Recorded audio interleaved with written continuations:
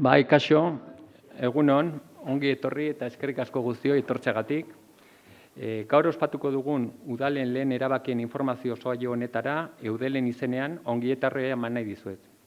Naiz eta aurpegi ezagunak ikusi eta horregatik poztu, badaude hainbat ordezkari berri udaletara ilusioz, gogo eta ideia berri askorekin zatoztenak. Ezagutzen ez nauzuen horientzako aurkeztuko naiz, Joseba Intxausti naiz, Eudeleko antolakuntza burua eta saio hauen koordinatzailea. Lehenik eta behin, zorionak eman nahi dizkizuet, pasadiren maiatzaren 28ko hauteskundeen ostean, zuen herritako biztanleen konfidantza jaso duzuelako. Eta adierazi nahi dizkizuet, azken 40 urte hauetan zehar egon den bezala Eudel eta bere lantalde guztie zuen ondoan egongo dela behar duzuen guztirako eta aldugun laguntza guztia eskaintzeko. Udala herritar guztien etxe komuna den bezala, Eudel udal guztien etxea dela adierazi nahi dizuet. Gaur, hemen horrenbeste ideia desberdinetako ordezkariak egoteak jadanik hori frogatzen du. Areto hau, datozen 4 urteetan, beren herrien hobekuntzan inplikatzeko eta murgiltzeko asmoa duten emakumez eta gizonez beteta egotea. Datozen urteak, gure auzokideekin biziko ditugu buru belarri. Erronka handia da, baina ez zaudete bakarrik. Eudelen laguntza eta orientazioa izango duzue, bai maila politikoan, batzorde betearazlaren eta 3 lurralde batzorden bidez, bai eguneroko harretan, gure zerbitzu teknikoen bidez, bai gure sare eta proiektuen bidez. Gaur egun, udalerrien, erakundeen eta Europaren arteko lankidetzaren erreferenteak direnak. Con esta intención, y durante estos 4 años que tenéis por delante, queremos estar a vuestro lado, para formaros sobre estas primeras decisiones que tenéis que tomar y ayudaros a que forméis vuestro criterio. Cada 4 años, al inicio de cada legislatura, hemos organizado sesiones similares a la de hoy. Han tenido muy buena acogida por vuestra parte y con el fin de ayudaros en este camino, humildemente nos presentamos ante vosotros. La formación continua de los representantes políticos es la piedra angular de nuestra actividad. Desde este primer día de acogida y continuando con el itinerario formativo Udala Cabian, que organizaremos a partir de septiembre, después de la Asamblea Constitutiva del 19 de septiembre, de las que os mantendremos informados, queremos estar junto a vosotros durante toda esta legislatura. Esta sesión va a ser dirigida por Arantxa Lili, secretaria del Ayuntamiento de Llodio. Además, os quiero decir que la grabación y todo el material que se va a utilizar en la misma lo tendréis depositado en nuestra web, tanto para vosotros como para algún compañero que no haya podido asistir, en caso de que lo queráis descansar.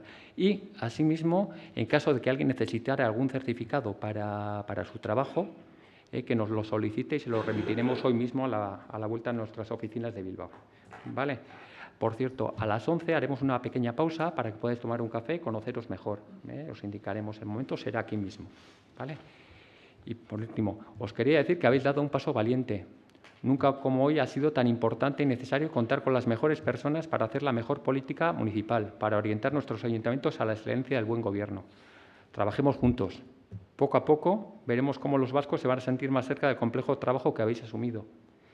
Todo un reto, pero también un trabajo maravilloso. Y estar seguro de que tendréis a Eudel cerca de vosotros. Os deseamos la mejor de las suertes en este desafío. Y sin más, te doy la palabra a Arantxa, que será la que dirija la sesión. Bueno, hasiko gara orduan. Beti, lehenengo eta behin, beti eskerrak. Eskerrak Eudeleri, benetan.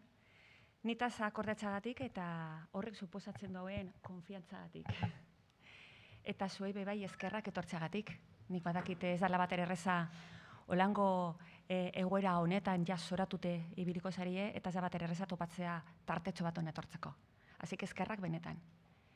La exposición va a ser en castellano, tal y como aparece en la documentación que ha sido repartida por Eudel, pero por supuesto las preguntas pueden hacerse tanto en euskera como en castellano.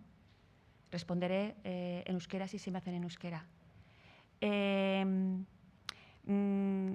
Supongo que quizá lo más dinámico pueda ser, a medida que vayas poniendo las proyecciones, que se puedan hacer las preguntas que consideréis oportunas. Y bueno, he intentado preparar la exposición de tal manera que sacáis de aquí las ideas claras. Sé que no todo lo que voy a decir es aplicable a todos los municipios. Aquí hay ediles de muy diferente perfil. Antes algunos tienen experiencia, otros no tienen, algunos incluso tienen formación en Derecho, otros no. No tenéis por qué tenerla. pero lo realmente importante es que saquéis de aquí lo que os interesa para vuestras corporaciones. En las preguntas yo me comprometo a responder las que sepa en el momento, y como la vida local es muy rica y puede surgir muchas cosas, las que no sepa, me comprometo a mirarlas y a responderlas, ¿vale? Bueno, pues sin más vamos a empezar. Y el comienzo, no sé, yo muevo esto, ¿verdad? Sí, ¿Quieres que te ayude, Arantxa? Eso es arriesgua, es horregase con puntanas. Vale. Bueno, pues el comienzo lo conocéis todos. El comienzo fue el pasado 17 de junio, en el que se hizo el pleno de constitución de los ayuntamientos. Voy a intentar remarcar ciertos conceptos para que os queden claros a lo largo de la exposición y para que eso permita entender las diferencias de tiempos, ¿vale? Pleno de constitución. Y dice el 195 de la Ley Orgánica de Régimen Electoral General que los plenos de constitución se hacen el 20º día posterior a las elecciones. Como el año que toca, siempre las elecciones son el último domingo de mayo, pues siempre toca, 20 días después, siempre un sábado, toca la constitución de los ayuntamientos y además la elección de alcalde o alcaldesa. Salvo que haya un recurso contencioso electoral, en cuyo caso todo este proceso se retrasa hasta, dice la ley, el 40º día posterior, que son 40 días, muy pomposo, pero son 40 días, y sería el 7 de julio. No tengo conocimiento de que haya habido ningún recurso contencioso electoral, con lo cual presumo que todos los ayuntamientos están plenamente constituidos. Y bueno, una vez que habéis tomado posesión como concejales y concejalas, dice la Ley de Bases que vais a gozar de los honores, distinciones y prerrogativas, es decir, derechos, que la ley otorga. Pero al mismo tiempo también dice que vais a estar sujetos al cumplimiento estricto de vuestras obligaciones, deberes y obligaciones. Derechos y deberes. Aquí también hay yin y yang en la labor de un concejal. Y una de las primeras obligaciones va a ser precisamente poner en marcha vuestra corporación. De eso vamos a hablar hoy. Antes de nada, bueno, no voy a profundizar mucho en temas jurídicos porque no os interesa, no es el objeto de esta sesión. Pero sí que me parece importante que os suenen ciertas normas que vais a oír continuamente en vuestras corporaciones. La primera de las normas, que os tiene que sonar mucho y los que tenéis algo de experiencia estaréis hartos de oírla, es la Ley 7/85 del 2 de abril, la Ley de Bases de Régimen Local. A los que tengan conocimientos jurídicos en la sala apelo para que sepan lo que es una ley de bases. No voy a entrar en ello. Es una ley estatal, la Ley de Bases. Posteriormente sería de aplicación la LILE, que es la 2/2016 del 7 de abril, la Ley de Instituciones Locales de Euskadi, la LILE. En la tercera posición ordinamental estaría el ROM, R-O-M, que es el Reglamento Orgánico Municipal. Sé que muchos ayuntamientos, de los que estáis aquí, la mayor parte de ellos de tamaño no muy grande, no tenéis ROM. Yo desde aquí quisiera apelar a la conveniencia de tener un ROM en los municipios, aunque sean municipios pequeños. No solamente porque elaborar un RON es el resultado del ejercicio de la potestad de autoorganización, y os digo ya que la potestad de organización es una muestra clara de vuestra autonomía municipal, de vuestra soberanía en vuestros ayuntamientos, sino además porque va a permitir adaptarse a vuestras peculiaridades propias, a las necesidades que tengáis en cada ayuntamiento. Va a permitir regular la participación ciudadana, va a permitir ajustarse a las necesidades que vayáis a tener. Para eso, ya sé que no es fácil elaborar un RON, pero hay modelos que tiene Eudel. Yo participé en la elaboración de un modelo hace unos años, que por supuesto puede adaptarse y ajustarse a las características de cada municipio. Después del RON se aplicaría el ROF, R-O-F, hay que diferenciarlo del ROM. Esto es una norma estatal, es un Real Decreto, el 2568/86 del 28 de noviembre. Quienes no tienen ROM se van a regir por el ROF y es una norma suficiente, por supuesto que sí, pero rígida y además del año 86, con todo lo que ello supone. Y además no va a permitir esta adaptación de la que os he hablado. Y bueno, también quiero apelar que en todo este proceso de constitución de los nuevos ayuntamientos tenéis que contar con la colaboración de los secretarios y secretarias de la administración local. Así que no quiero ser corporativista, pero por favor confiad en ellos conocen la normativa y conocen los ayuntamientos. Van a ser vuestros aliados y aliadas en todo este proceso. Y bueno, precisamente el ROF, esta norma de lo que se ha hablado, en su artículo 38, dice que en el plazo de 30 días desde la constitución del ayuntamiento, desde el 17 de junio, se van a convocar las sesiones o sesiones extraordinarias que sean precisas para organizar el ayuntamiento. Y luego establece un orden del día, que es lo que vamos a desarrollar hoy. Ya leyendo esto, ya empezamos a tener problemas. Me voy a explicar. Dice que el alcalde convocará. No me voy a meter en cuestiones terminológicas porque es una norma del 86. Alcalde o alcaldesa, por supuesto. No había mucha sensibilidad hacia el tema del lenguaje en el año 86. Pero dice convocar. Es decir, si vamos al tenor literal de la ley, con convocar es suficiente y ya la haré después, en este plazo de 30 días, convoco y ya la haré más tarde. Pues no. Este término lo que hace es mostrar una falta de rigor técnico por parte del legislador. Bueno, en todos los textos legales podemos encontrar este tipo de cuestiones que tienen que ser objeto de interpretación. Lo que pretende el legislador es que la sesión se haga, se celebre, no que se convoque. Entonces, en ese plazo de 30 días, esa sesión debería de celebrarse. 30 días, ¿hábiles o naturales? Pues para eso tenemos que ir a la normativa sobre procedimiento administrativo, que establece de forma general que en derecho administrativo, si no se dice nada, los días son hábiles. Artículo 30 de la Ley 39/2015, para que tenga el capricho. Por lo tanto, son días hábiles. Pero de todas formas, bueno, los hábiles es días laborables, exceptuando sábados, domingos y festivos. Cuidado, los sábados ya no son hábiles. En todo caso, también aprovecho para deciros que esto es la regla general en derecho administrativo, pero que os quede también en la recámara que la regla se invierte en el ámbito de la contratación administrativa. En la contratación administrativa, si no se dice nada, son naturales. Hay que decir expresamente y si son hábiles. Pero la pregunta que más puede rondaros en la cabeza, ¿y qué pasa si no lo hago en este plazo de 30 días hábiles? ¿Pasa algo? Pues en realidad no pasa mucho. La mayor parte de la doctrina, bueno, os diré que la doctrina son los estudiosos del derecho que dedican todo su tiempo a comparar, estudiar y a sacar conclusiones y que en ocasiones pierden un poco el contacto con la realidad, pero bueno, que nos sirven también de apoyo. Digamos que la doctrina lo que dice es que, por supuesto, no es una causa de nulidad ni de anulabilidad, como mucho es una mera irregularidad no invalidante. ¿Y por qué? Pues por dos razones claras.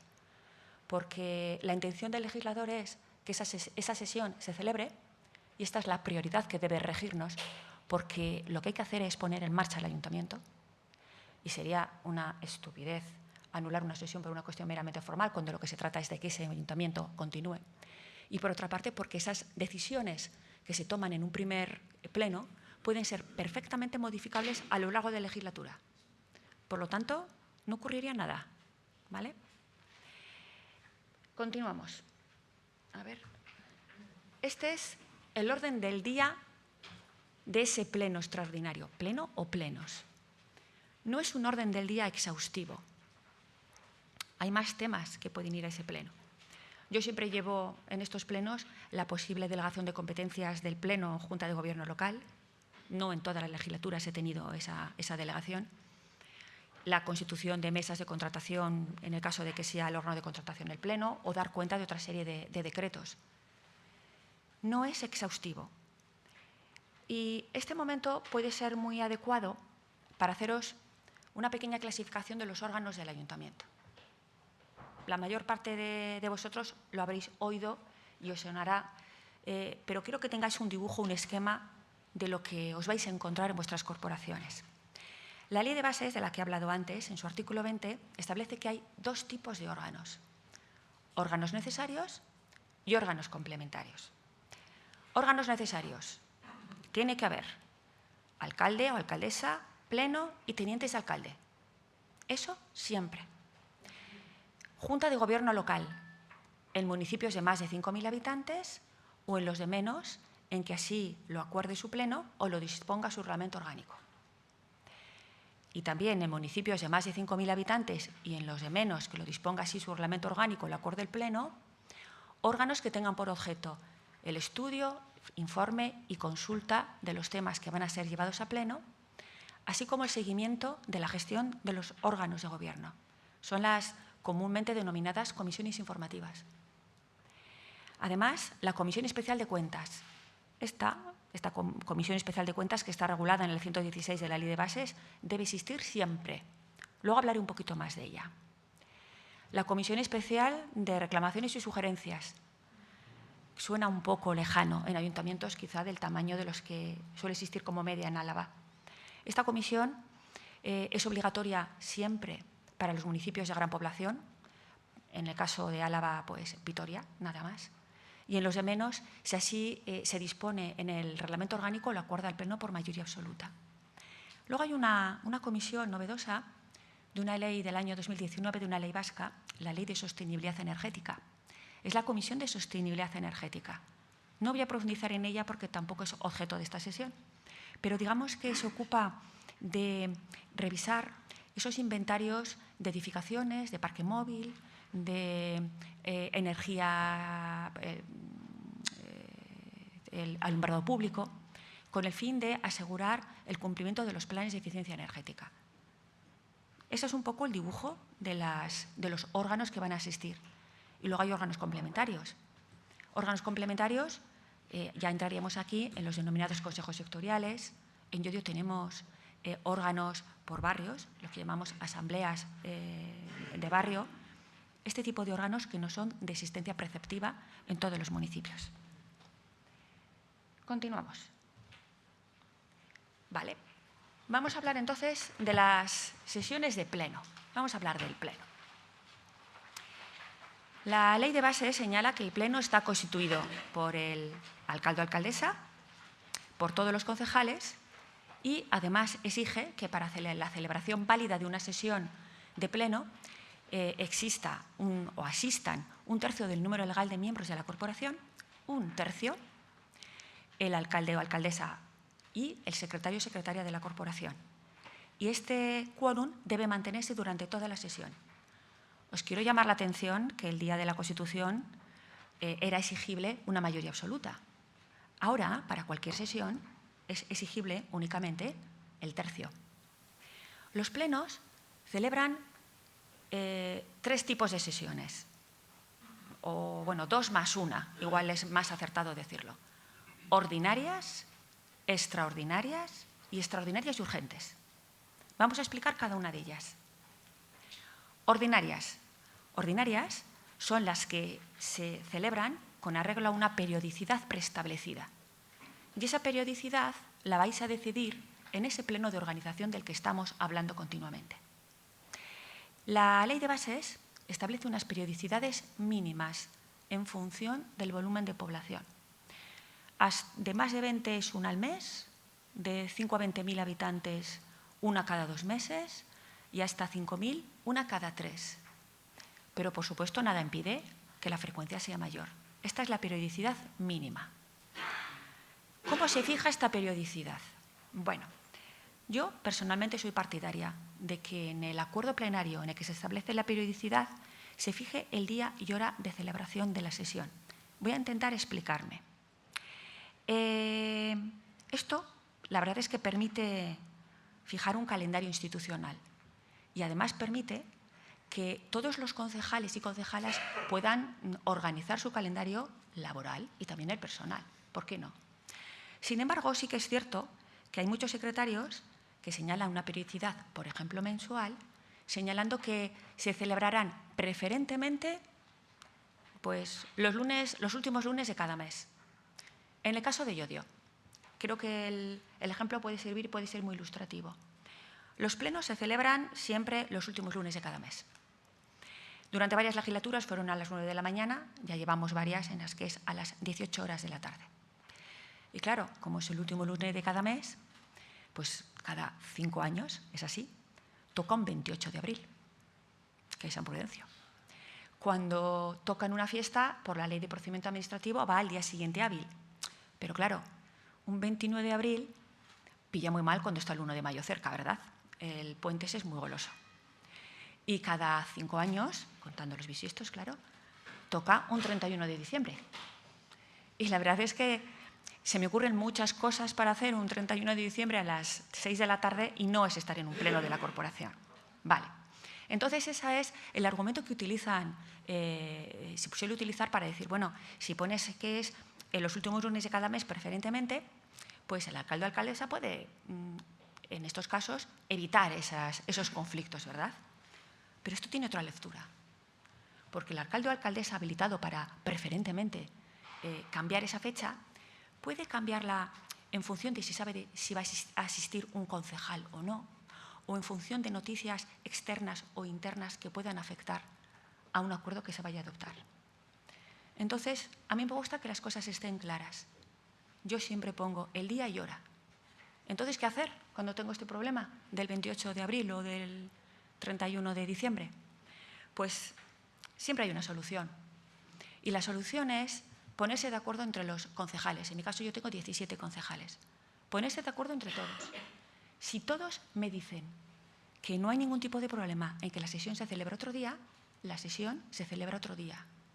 Pero ojo, con suficiente antelación. Porque los plenos, además de para adoptar acuerdos los concejales, tienen un componente público fundamental. Y la ciudadanía, que sabe que los últimos lunes de cada mes se celebra un pleno, si excepcionalmente no se va a celebrar ese pleno ordinario ese día, tiene que saber que va a ser otro día. Entonces hay que anunciarlo con suficiente antelación en los medios sociales, asegurar que la ciudadanía puede asistir al pleno. En mi opinión, viendo un poco los pros y los contras de una y otra opción, me quedo más tranquila solucionando estos problemas puntuales con este posible acuerdo que dejando en manos del alcalde o alcaldesa el decidir cuándo va a convocar un pleno. Como anécdota, os diré que he hecho un pleno un 31 de diciembre a las 18 horas de la tarde, en el año 2018. Vale, continúo. En los plenos ordinarios hay un tema que me interesa que quede muy claro. Además de las facultades resolutorias, es decir, adoptar acuerdos, los plenos ordinarios tienen una parte que es fundamental que tengáis muy clara. Dice la ley que tiene que tener sustantividad propia, así lo dice, y que se debe asegurar que todos los grupos políticos municipales puedan participar mediante la formulación de ruegos, preguntas y mociones, también dice. Es la parte dedicada al control de los órganos de gobierno. De tal manera que ningún alcalde o alcaldesa puede escudarse nunca en la falta de temas a resolver por un pleno ordinario para no convocarlo. Solamente con la necesidad de que se pueda posibilitar este control y fiscalización de la oposición a los órganos de gobierno es suficiente argumento para exigir la convocatoria del pleno. Los plenos ordinarios se celebran siempre, siempre. Sí que es cierto que en algunos acuerdos en los que se fija la periodicidad se deja libre el mes de agosto, por razones obvias. En Llodio no, en Llodio también se hacen plenos el mes de agosto. Sí, sí, y suelen ser plenos potentes. Sí, el último domingo del mes de mayo, siempre, depende cómo caiga, puede ser, vienen resacosos. Y tampoco pasa nada. Bueno, quiero decir que los plenos ordinarios se celebran siempre. Seguimos. Ordinarios, hemos dicho. Extraordinarios. Los extraordinarios se celebran cuando la urgencia de los temas a tratar no permite esperar al siguiente pleno ordinario. Con lo cual, ya, de entrada, los plenos extraordinarios tienen una motivación. Los convoca el alcalde o alcaldesa o a solicitud de 1/4 del número legal de miembros de la corporación. Pero también te dice la ley que ningún concejal puede pedir más de 3 anualmente. Primer problema, más de 3 anualmente. ¿Cómo se cuenta? Desde el momento de la posesión fecha a fecha, es decir, desde el 18 de junio del 2023 al 17 de junio del 24 al 25, o por año natural, 3 el 2023, 3 el 2024. Bueno, esto que parece una tontería a veces da problemas prácticos. Bueno, pues toda la doctrina ha considerado que debe considerarse de fecha a fecha. ¿Por qué? Pues porque esta limitación pretende evitar abusos. Entonces, hay que considerar que cuantos menos mejor. Ese es el argumento, dicho así en Romano Baladín. En este caso en el que la oposición pide un pleno extraordinario, el alcalde o alcaldesa debe convocarlo en el plazo de 15 días desde que fuera presentada esa solicitud en el registro de entrada. Y si no lo hace, porque en muchas ocasiones no quiere o no le conviene, el pleno queda automáticamente convocado 10 días después de finalizar este plazo de 15 días. Y además se dice la ley, y a las 12 del mediodía. Y siempre es necesario tener ese quórum del que se ha hablado, el tercio, y debe, claro, si no existe el alcalde, ¿qué pasa? ¿No se va a celebrar el pleno? Pues sí, sí se celebra el pleno, porque presidirá ese pleno, dentro de los concejales o concejalas asistentes, el de mayor edad. Importante, hay una práctica totalmente inaceptable que consiste en que a veces se convocan plenos extraordinarios para vaciar de contenido el pleno ordinario. No se debe de hacer. El pleno extraordinario tiene una motivación, repito, temas que no pueden esperar al ordinario. ¿Por qué se hace esa práctica a veces? Pues porque en el pleno ordinario hay ruegos y preguntas, este control de los órganos de gobierno del que os he hablado, cosa que no hay nunca en los plenos extraordinarios. En los plenos extraordinarios no hay ruegos y preguntas, ¿vale? Y tercer tipo es el pleno extraordinario y urgente. Estos plenos extraordinarios y urgentes son aquellos que se celebran cuando la urgencia es tal que ni siquiera se puede esperar al tiempo que debe mediar entre la convocatoria y la celebración del pleno. Me explico. Convocatoria, un día. Celebración de pleno, otro día. En medio tiene que haber 2 días hábiles, como mínimo. Si el tema es tan urgente que no puede esperarse estos 2 días hábiles, sería un pleno extraordinario y urgente. Pero ojo, los plenos extraordinarios y urgentes tienen un primer punto del orden del día, que es ratificar esa urgencia. Muy importante. Sé que hay veces que se celebran plenos, he visto actas de muchos ayuntamientos en los que no se ratifica esa urgencia. Mal. Primero se ratifica de tal manera que si no se ratifica por los concejales y concejalas asistentes, el pleno se levanta. No se adopta ningún tipo de resolución sobre el tema incluido en el orden del día. Otra cuestión que es muy importante en el tema de los plenos. Los plenos son esencialmente públicos. Ya he insistido antes en el tema de la publicidad, salvo en el caso en el que traten cuestiones relativas al honor e intimidad de las personas. En este caso, el debate y votación, pues, como podéis comprender, no sería público. Y luego hay una cuestión también que quiero dejar indicada. Con motivo de la pandemia y del confinamiento en el que todos estuvimos metidos en casa, pues la actividad municipal no podía parar. Y claro, la presencialidad es un valor básico en el ámbito de la administración local, pero teníamos que seguir celebrando plenos, juntas de gobierno, comisiones. Y para ello, bueno, la verdad es que la mayor parte de los secretarios interpretamos la viabilidad en este tipo de circunstancias de hacer vía telemática, pero luego obtuvimos un aval legal. Y es que hubo una modificación en la ley de bases que va a permitir la celebración de plenos de forma telemática. Pero fijaros en qué términos. Dice, en supuestos excepcionales, ya te pone en aviso, de fuerza mayor. Bueno, fuerza mayor queda un poco, pero dice grave riesgo colectivo o catástrofes públicas. Ya con eso ya te está dando una buena idea de que los plenos telemáticos no son algo que se puedan plantear porque uno se va de vacaciones, ¿vale? Eso que quede claro. En estos casos, siempre y cuando impidan o dificulten de manera desproporcionada el que se pueda celebrar un pleno de manera presencial, se puede hacer de manera telemática. Pero en estos casos, además, es obligatorio que sea el alcalde o alcaldesa quien aprecie la concurrencia de estos requisitos. El marrón se lo dejan a ellos. Y en estos casos, bueno, hay una serie de condicionantes de carácter técnico, pues que tienen que estar todos en territorio español, que se tiene que garantizar la comunicación en el momento. En estos casos puede hacerse de manera telemática.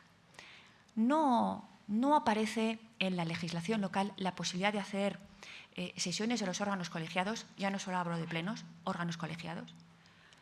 Ahora os digo lo que es un órgano colegiado y lo que es un órgano unipersonal. Pero no se pueden hacer sesiones de órganos colegiados, unos en casa de forma telemática y otros en el ayuntamiento. Esto sí está previsto para los órganos de la Administración estatal e incluso para la Administración autonómica. Hay una ley, la Ley 40/2015, que lo permite expresamente. Pero esta ley tiene una disposición adicional que dice expresamente: esto no es aplicable a los órganos de la Administración local. La presencialidad es un valor fundamental en vuestras instituciones. Sois la entidad, la administración pública más cercana al ciudadano. Y eso pues tiene reflejo en este tipo de cuestiones. ¿Qué es un órgano colegiado? Muy fácil, porque os sonará, oiréis, leeréis. Un órgano colegiado es un órgano constituido por varias personas. Pleno, Junta de Gobierno, comisiones.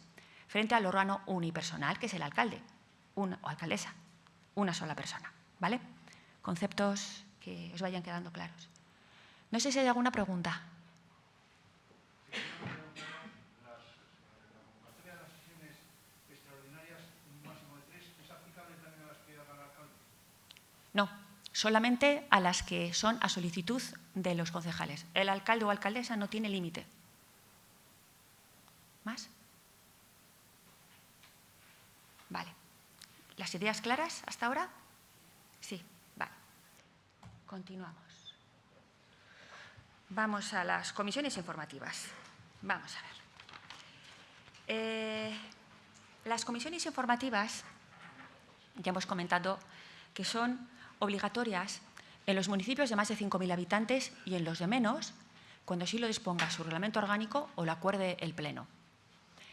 Son comisiones que tienen por dos objetos: el informe, consulta o dictamen de los asuntos que vayan a ser sometidos a Pleno y, en segundo lugar, el seguimiento de la gestión de los órganos de gobierno. Tienen esas dos funciones. La ley también permite que la legislación autonómica prevea en este ámbito otras formas organizativas. Lo dice así como muy pomposo. La LILE también lo tiene contemplado.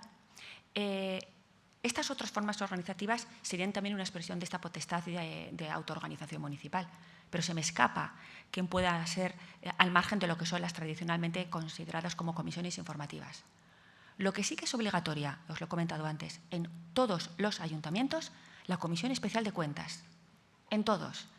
116 de la Ley de Bases. ¿Qué es una Comisión Especial de Cuentas? Pues una comisión a las que se llevan las cuentas anuales de la entidad. Se llevan siempre antes del 1 de junio de cada año. No siempre se cumple plazo, pero se debe llevar antes del 1 de junio de cada año. Son cuentas que van a ser expuestas al público y que serán aprobadas en Pleno. La primera cuestión que se plantea cuando se ve esto de comisiones informativas permanentes es la posible existencia de comisiones informativas que no sean permanentes. Y efectivamente las hay. Hay comisiones informativas especiales. Las comisiones informativas permanentes son aquellas creadas para dividir, o se dividen entre ellas, el conocimiento de los temas que van a ser llevados a Pleno, por áreas, por temática. Mientras que las comisiones informativas especiales son aquellas creadas para un asunto en concreto, de tal manera que cuando emiten su dictamen sobre este asunto ya decaen, se extinguen, salvo que en el acuerdo de creación de estas comisiones se disponga otra cosa. Normalmente su organización y funcionamiento aparece en el acuerdo de creación y si no, pues se aplica supletoriamente lo que tengamos para las comisiones informativas. Pero lo realmente importante de estas comisiones informativas es su objeto. Doble objeto. Intentar explicarme. Primer objeto. La emisión de informe, consulta o dictamen sobre temas que van a ser sometidos a Pleno. ¿Qué es esto? Vamos a ver. Los temas que se llevan a Pleno no pueden considerarse como meras enunciaciones sobre las cuales los concejales reflexionan en voz alta hasta llegar a una decisión. Esto supondría presuponer a los concejales y concejalas una capacidad de improvisación que no tienen por qué tener y que además no es deseable. Lo normal, lo lógico, lo legal es que los temas, cuando sean elevados a Pleno, estén ya trabajados, madurados, pensados. Que lo que se lleve a un Pleno sea una propuesta concretada en todos sus términos. Cuando uno o una vota, tiene que saber lo que va a votar. Y ese trabajo previo se lleva a cabo en las comisiones informativas y se materializa en la emisión de un dictamen. De hecho, en el ROF, en el artículo 82, creo recordar, 83, del ROF, se dice que no se puede incluir en el orden del día de los plenos temas que no hayan sido previamente dictaminados por las comisiones informativas. Sí que es cierto que en los plenos ordinarios cabe la posibilidad de incluir temas fuera del orden del día que no hayan sido previamente dictaminados, previa declaración de urgencia. Ojo, nunca se pueden incluir temas fuera del orden del día en los plenos extraordinarios ni en los extraordinarios y urgentes. Nunca. Solo en los ordinarios. La segunda de las funciones de una comisión informativa es el seguimiento de la gestión de los órganos de gobierno. Esto nos recuerda un poco lo que se ha hablado anteriormente del control y fiscalización que tiene que haber en los plenos ordinarios, ¿verdad? Y en realidad es algo así. No ha sido una función que hayan tenido las comisiones informativas siempre. Esto viene desde el año 99. En el año 99 se modificó la Ley de Bases y se dieron muchas más competencias al alcalde. Se buscó una capacidad ejecutiva fuerte, ágil, práctica, pero claro, como contrapeso se reforzaron las capacidades o las capacidades de control tanto de del Pleno como de las comisiones informativas. De alguna manera, el modelo se parlamentariza. Salvando las distancias, pues es el modelo comisión-pleno que existe pues, en Legebiltzarrak o en las Cortes Generales. Kopurua, el número de comisiones informativas. Vamos a ver. Como hemos hablado de que las comisiones informativas son el resultado del ejercicio de la potestad de autoorganización de un ayuntamiento, lógicamente, cada ayuntamiento decide cuántas. Lo que sí que se dice en el ROF es que su número y su contenido habrá de ajustarse en la medida de lo posible a las grandes áreas en las que se divide el trabajo de los ayuntamientos. Ya sé que hay aquí ayuntamientos muy pequeños en los que esto suena a ciencia ficción, pero bueno, está bien saberlo. ¿Y cómo se crean? Bueno, se crean mediante un acuerdo de pleno. Bueno, de la creación vamos a hablar más tarde. Lo que es importante es que es interesante que siempre las comisiones se hagan el menor número posible para agilizar, para evitar demoras, para evitar trabajo innecesario. De hecho, si mal no recuerdo, ya en Eudel aconsejan que haya 3. Población, territorio y organización, que precisamente son los elementos de una administración municipal. Sí, desde Sí. el siglo XIX. Sí, sí. Seguimos. Aquí va la formación.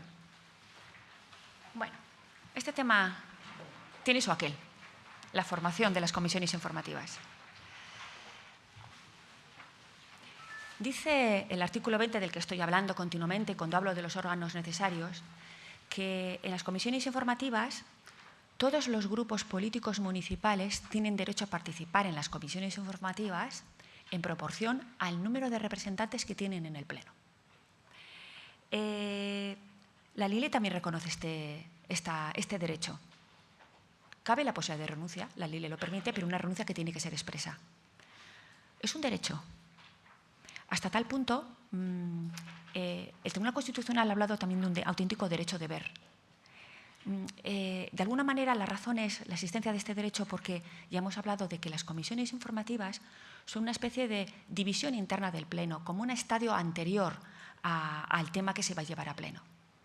Por lo tanto, si se le priva a un grupo político municipal de formar parte de esta comisión informativa, se está vulnerando su derecho de participación política. Pero entonces, ¿cómo se hace? Ya hemos dicho que es en proporción al número de miembros que tiene ese grupo en el Pleno. Eso aparece en la Ley de Bases y la LILE también lo plantea así, pero la LILE lo desarrolla. Nos explica cómo se va a hacer esta proporción. Y para ello utiliza 3 criterios. El primero de los criterios es en proporción del número, proporción en la composición. Este tema ya se había planteado también en la legislación estatal. Lo que pasa que tiene importantes problemas de aplicación práctica, porque si aceptamos la existencia de un grupo político municipal con un miembro, una proporción matemática nos llevaría a reproducir en cada comisión informativa el pleno. Eso es inoperativo y no es lo que se pretende. Entonces, el Tribunal Constitucional lo que dijo es que, vale, sí, bien, tiene que ser proporcional, pero no una proporción matemática, sino aproximada. El segundo criterio que aparece en la LILE es que la proporción no va a ser en la composición, sino en la formación de mayorías, que es un criterio muy parecido al primero. Entonces, nos iremos al tercero, que es la aplicación del voto ponderado. ¿Qué es el voto ponderado? Pues el voto ponderado implica que en la comisión hay un concejal o una concejala y que cuando vota, su voto vale por el de todos los de su grupo político municipal. Es decir, si hay un concejal de un grupo político municipal que tiene 8 concejales, su voto vale por 8, el otro vale por 6, el otro vale por 3. Este tema también había sido discutido anteriormente, antes de la LILE, y el Tribunal Constitucional lo llegó a rechazar. Bueno, no recuerdo si fue el Tribunal Supremo, igual fue el Tribunal Supremo. Lo llegó a rechazar y lo hizo por 2 razones. La primera, porque no está contemplado en la ley. Y la segunda, porque el voto es indelegable y esto suponía una delegación clara. De todas formas, este tema ya con la ley está superado. Cabe la posibilidad de uso del voto ponderado. ¿Cómo se van a nombrar? Bueno, he dicho antes que iba a dejar para más tarde la formación de las comisiones informativas. Las comisiones informativas se acuerdan en este pleno de organización, en este pleno extraordinario del que estamos hablando continuamente. Se crean ahí y se señalan cuántos miembros va a tener cada grupo político municipal. Y luego cada grupo político municipal, en escrito dirigido a la alcaldía-presidencia, determinará quiénes, es decir, nombres y apellidos de los que van a estar en esas comisiones informativas. La presidencia de las comisiones informativas siempre suele tener cierta polémica. La alcaldía es la presidencia nata. En el ROF aparece que la puede delegar en cualquier miembro de la corporación a propuesta de la comisión informativa y previa deliberación en su seno. A ver, es decir, que yo soy el presidente nato y tengo que delegar en... Igual no me gusta la persona quien me propone la comisión para que lo delegue. Puede delegarlo y puede no hacerlo. Nosotros en Llodio tenemos un ROM en el que aún las cosas dan una vuelta de tuerca más, porque no se puede hacer en cualquier miembro de la corporación, sino en un miembro de la misma comisión informativa. Con lo cual, si se delega en un miembro de la comisión informativa, come la proporción que le corresponde a ese grupo en la comisión. Me explico, ¿verdad? Seguimos. Periodicidad de las sesiones de comisiones informativas. Bueno, pues aquí, de la misma manera que hemos hablado del Pleno, en las comisiones informativas también el acuerdo de creación se establecerá su periodicidad. Dice el ROF que el acuerdo plenario es la periodicidad y que luego corresponde al alcalde o a la presidencia de las comisiones informativas fijar el día y hora de celebración. A ver, periodicidad cada 2 meses y luego el presidente determina, pues esta vez tal, esta vez otro día. Por las mismas razones que os he dicho antes, yo siempre en el acuerdo de creación, en el acuerdo plenario de creación de la comisión informativa, fijo el día y hora. Yo fijo el calendario institucional. ¿Que hay problemas para celebración de una determinada sesión por cuestiones puntuales? Bueno, se puede hablar y se cambia. Pero de antemano ya sabemos algo. Ya sabemos a qué atenernos en cuanto a la celebración de las sesiones. También pueden celebrar sesiones extraordinarias, igual que el Pleno, ¿vale? Y luego hablaríamos del carácter público no de las comisiones informativas. Así como el Pleno es esencialmente público, no cabe predicarse lo mismo de las comisiones informativas. La LILE permite que sean públicas, si así lo acuerda el Pleno, por mayoría absoluta o por reglamento orgánico.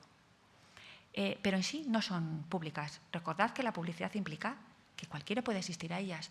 No estamos hablando de citar a un determinado particular para un tema que específicamente le interese o que le afecte a una sesión concreta o llamar a los técnicos o técnicas del ayuntamiento para hablar de un determinado tema. Estamos hablando de apertura total, como puede ser un pleno. Cuidado con este tema.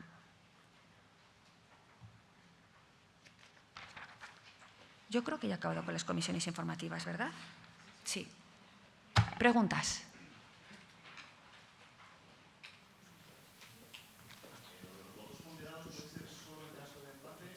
No. El voto ponderado, estamos hablando de componer la comisión informativa. Cuando resulta difícil establecer esta proporción, a veces resulta más fácil poner uno de cada grupo político, sabiendo que el voto de esa persona vale por el número de los concejales, no en cuestión de empate. O sea, tiene que ser de raíz, desde el momento en que se constituye la comisión informativa. Pero claro, si hay una sola persona en la comisión informativa, solo cobra uno. Con lo cual, a veces, los políticos no sois muy proclives a la utilización de este sistema. ¿Vale? ¿Más preguntas? ¿Es así? Es así. Sí. No sé cómo vamos de tiempo. Sí. Vale. Ya empezamos con el tema económico, ¿verdad? Sí. Las retribuciones, tema de retribuciones. Vale. Sí. Este suele ser el tema estrella, el tema de las retribuciones. ¿Os interesa? Sí, porque hay muchas confusiones, muchas particularidades. Vamos con ello. Vamos a ver. En el tema de las retribuciones, como en casi todos los temas, vamos a utilizar este juego Ley de Bases Lile, ¿vale? La Lile establece que los representantes locales van a tener las asignaciones económicas que se establezcan en la Ley de Bases con las especialidades de la Lile. En mi exposición no voy a ser muy estricta con lo que aparece en las proyecciones, voy a decirlo todo, pero voy a ir para adelante y para atrás, ¿vale? Voy a intentar, como os he dicho al principio, me gustaría que las ideas quedasen bien claras, que sepáis a qué atenernos con todo esto. Bueno, pues según la Ley de Bases, son 3 los conceptos por los que podéis percibir asignaciones como concejales y concejalas. Sueldos, asistencias y gastos. Voy a llamarles a propósito así para evitar confusiones. Repito, sueldos, asistencias y gastos. Hay un cuarto concepto que en este momento nos interesa, que es un concepto para evitar puertas giratorias, no es objeto de este pleno, o sea, de este pleno y ni de esta ponencia. Vamos con el primero de los conceptos. Sí, exactamente. Sí, no les afecta. El primero de los conceptos, sueldos o retribuciones. Hay de 2 tipos, exclusiva y parcial. Vamos con ellas.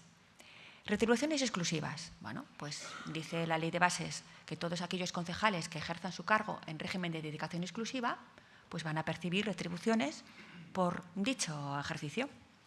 Y en este caso se les dará de alta en el régimen general de la Seguridad Social y los ayuntamientos pues procederán al pago de las cuotas empresariales correspondientes. Vale.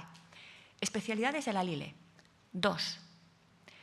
Todos los alcaldes y alcaldesas a partir de los 1.000 habitantes, en municipios a partir de 1.000 habitantes, tienen derecho a ejercer su cargo en régimen de dedicación exclusiva. Pueden renunciar, pero la renuncia debe ser expresa. En este caso, no en otros, pero en este caso, quien puede lo más, puede lo menos. En lugar de dedicación exclusiva, puede hacerlo parcial. Pero no puede transmitir su dedicación a otro concejal. No puede decir, yo parcial y por mí este otro también parcial. No. Este derecho se otorga al alcalde o alcaldesa por su cargo, por su condición personal de alcalde o alcaldesa. Segunda especialidad de la Lile. Municipios de más de 10.000 habitantes. En Álava, 2. 3. Vale, no pienso en la capital. Vale. En municipios de más de 10.000 habitantes se garantizará que al menos un concejal o concejala de la oposición esté liberado para llevar a cabo las tareas de control y fiscalización que le corresponden. Curiosidades aquí. ¿Qué se considera o a qué grupo de la oposición se va a tener en cuenta? Pues se va a tener en cuenta el que tenga más concejales. Y si hay 2 que tengan el mismo número de concejales, el que tenga más votos. Y si ya vamos rizando el rizo, los 2 tienen el mismo número de votos, madre mía, qué casualidad, pues se turnan por iguales periodos de tiempo. ¿Vale? Importante, cuestiones que suelen ocurrir en la práctica y que parecen impensables cuando lees la teoría. ¿Qué es oposición? Parece claro. Pues no siempre. Porque hay municipios, por ejemplo Llodio, en los que existe cierta costumbre de que en la Junta de Gobierno haya también miembros de los grupos políticos municipales de la oposición. Y la Junta de Gobierno es un órgano de gobierno, es un órgano ejecutivo de gobierno. Pues, lógicamente, por el hecho de que participen en la Junta de Gobierno, no puedes pensar que sean oposición. Por ello, se ha considerado que a estos efectos se considera como equipo de gobierno quien ostenta la alcaldía, quien tenga un teniente de alcalde o tenientes de alcalde y quien tenga algún tipo de concejal o concejala delegados. El resto ya sería oposición. En este artículo 73 de la Ley de Bases, cuando se habla de la dedicación exclusiva, se indica que su percepción es incompatible con la percepción de cualquier retribución con cargo a las administraciones públicas. Y además añade, y de los entes, organismos y empresas de ellas dependientes. Y para el ejercicio de cualquier actividad. Dice, y todo ello de acuerdo con lo dispuesto en la Ley 53/84, que ya os adelanto que es la ley que regula las incompatibilidades del personal funcionario. Vamos a explicar un poco todo esto. Vamos al sector público. Vale, o sea que uno que percibe retribución por dedicación exclusiva no puede percibir ninguna otra retribución por el ejercicio por parte de una administración pública. Es decir, que si uno es funcionario de una administración pública y resulta que le han elegido concejal o concejala en un ayuntamiento y en este ayuntamiento va a percibir dedicación exclusiva, en su administración pública de origen va a pasar a la situación de servicios especiales. Servicios especiales. No puede hacer las dos cosas a la vez. Excepción, si uno es trabajador del mismo ayuntamiento donde es elegido concejal o concejala. En este caso, cobre o no cobre, tiene que ir a servicios especiales. Uno no puede trabajar y ser concejal del mismo ayuntamiento. ¿Qué pasa con las pensiones?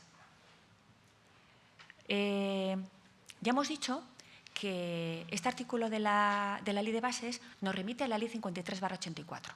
Y ya os he dicho que esta ley regula las incompatibilidades del personal funcionario de las administraciones públicas. Es decir, que a estos efectos equipara a los concejales y concejalas con los funcionarios y funcionarias. A estos efectos.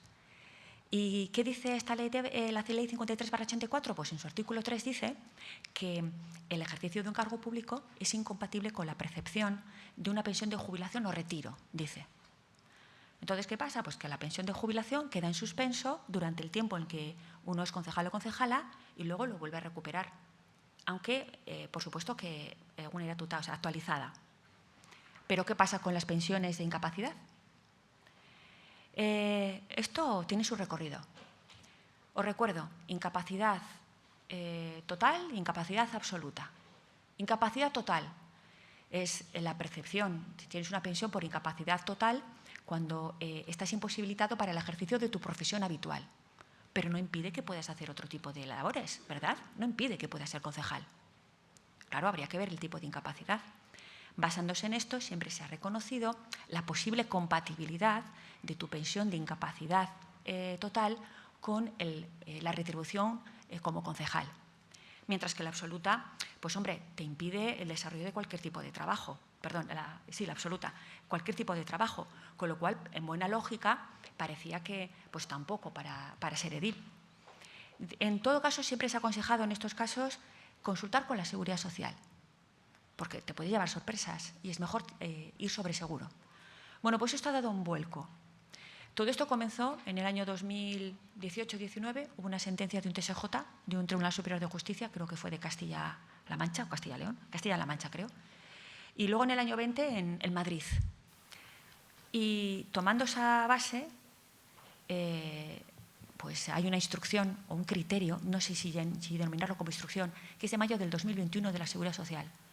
Y en la instrucción o criterio dice claramente, incompatibilidad, no se puede percibir ni jubilación ni ningún tipo de pensión por incapacidad con ningún tipo de dedicación, además dice exclusiva o parcial. Es incompatible. No obstante, si estáis en esta situación o alguno de los componentes de vuestros grupos está en esta situación, no es mala idea consultarlo. Cosas. Vamos a ver, no sé si está aquí.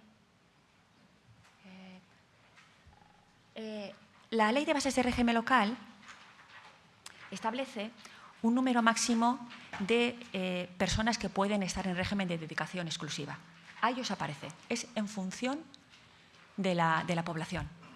En este número hay que incluir la garantía del derecho de dedicación exclusiva del alcalde y la garantía del derecho de dedicación exclusiva de la oposición si estáis en esos casos. Cada uno puede ver en su escala de lo que le corresponde. ¿Vale? Os quiero comentar que en el año 2013, la Ley de Bases sufrió una importantísima modificación en lo… Quiero que os suene sin más, no voy a profundizar mucho en ello. Una profunda modificación a través de una ley que se llamó la Ley de Racionalización y Sostenibilidad de la Administración Local, la LERSAL. Y era la época de las primas de riesgo, de los hombres de negro, os sonará, de la necesidad de ajustes, de evitar duplicidades. Y se dio un vuelco total en lo que había sido la filosofía de la autonomía local. La autonomía local está constitucionalmente garantizada e implica que cuando una ley del Estado o de una comunidad autónoma, por el carácter bifronte de esta autonomía local, otorga una competencia a un ayuntamiento, le debe dotar de los medios económicos para desarrollar esa competencia. Es su obligación y debe hacerlo porque así está garantizado en la Constitución. Sin embargo, esta ley dio la vuelta y lo que dijo es que una entidad local puede desarrollar sus competencias en la medida en la que disponga de recursos. O sea, al revés. ¿Vale? No obstante, Euskadi se libró de la aplicación de la LERSAL en este punto por el hecho foral. Una disposición adicional que evitó su aplicación, pero con una serie y supuso una serie de consecuencias. En primer lugar, la necesidad de que una norma estableciera cuáles eran las competencias de las entidades locales, y eso dio lugar a la LILE, al famoso artículo, bueno, no lo conoceréis, al artículo 17 de la LILE, que señala un elenco larguísimo de competencias de las entidades locales. Tuvo más consecuencias, pero entre otras, y lo que nos interesa ahora, es que la tutela financiera de las entidades locales va a corresponder a las diputaciones de cada territorio histórico. Cuando hablo de tutela financiera, que os suene, va a suponer pues, la aprobación de planes económicos financieros, determinación de la regla de gasto y fijación de los límites máximos de las retribuciones que corresponden a los miembros de las corporaciones locales.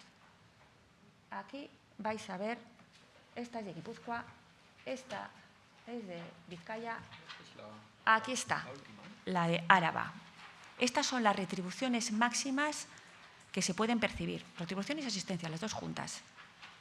¿Ya lo veis? Por nivel de población, esto es lo máximo que se puede percibir.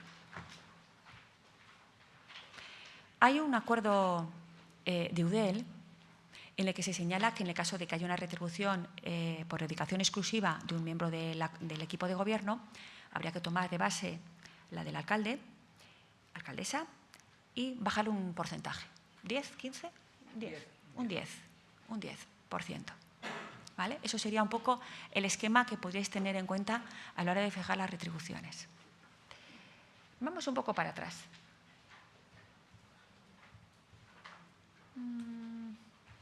Aquí.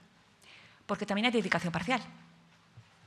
Las dedicaciones parciales, dice, bueno, todos aquellos concejales que llevan a cabo desarrollen su función en régimen de dedicación parcial porque estén desarrollando funciones de presidencia, vicepresidencia, porque ostenten delegaciones o porque desarrollen actividades que así lo requieran.